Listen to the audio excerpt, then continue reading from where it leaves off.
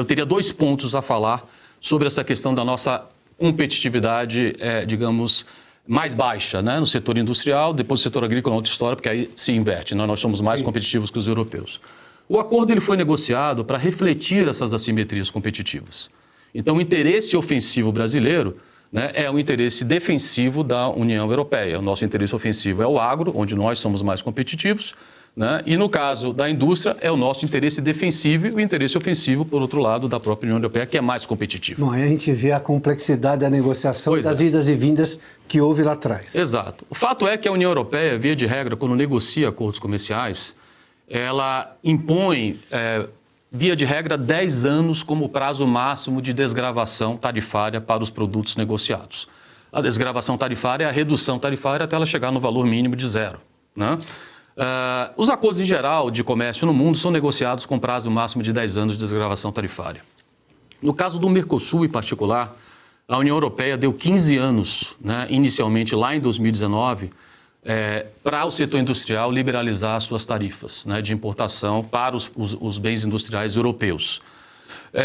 Com a modificação, a partir de 2023, do governo atual, esse prazo chegou até a 25 anos, né, no caso de carro movido a hidrogênio, e 18 anos no caso do carro movido, no caso do carro elétrico, né? Lembrando que a tarifa de importação de carro elétrico até 2022, no final do governo Bolsonaro, era 0.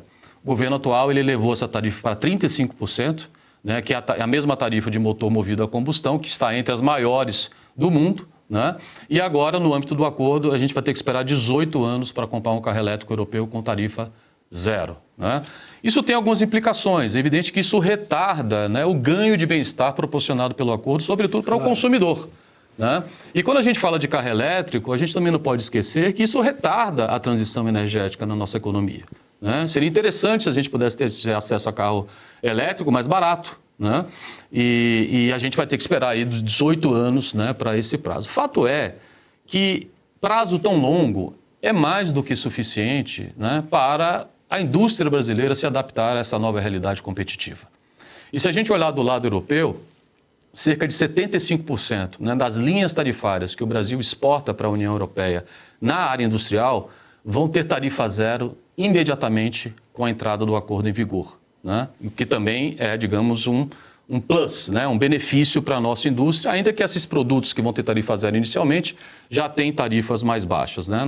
As nossas tarifas são muito mais altas. Então, isso aí é um benefício lá da exportação, um prazo longo, né, para a gente zerar as tarifas. E eu diria mais alguma coisa importante também. Uma das razões fundamentais que nós somos pouco competitivos na área industrial, como eu disse no início da minha fala, é porque nós somos pouco integrados, certo?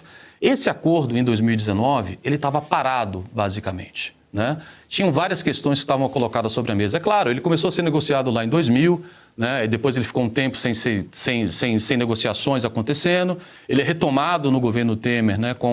Digamos ali, com alguma convicção, né?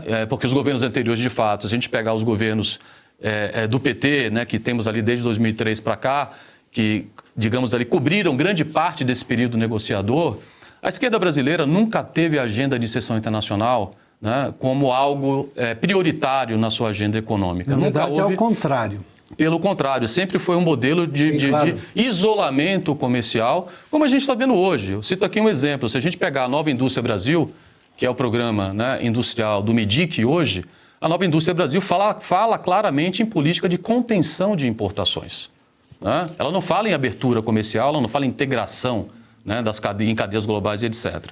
Fato é que quando nós chegamos em 2019, aqui só para simplificar, um dos temas que estavam sobre a mesa, que travava o acordo, era justamente a posição intransigente até do lado brasileiro. A gente fala muito do protecionismo europeu, vamos falar agora do nosso protecionismo também, né? De não abrir mão de negociar regras de origem de 60% de conteúdo regional. O que significa isso? Essa era a regra que vigia na época no Mercosul. Depois a gente deu uma flexibilizada, né, ao longo do governo Bolsonaro, mas significava que para um bem brasileiro ou para um bem europeu, citando aqui um exemplo bilateral, gozar das tarifas mais baixas, digamos, ao longo do prazo de desgravação do acordo, até elas serem zeradas, esse bem tinha que ter no mínimo 60% de conteúdo regional.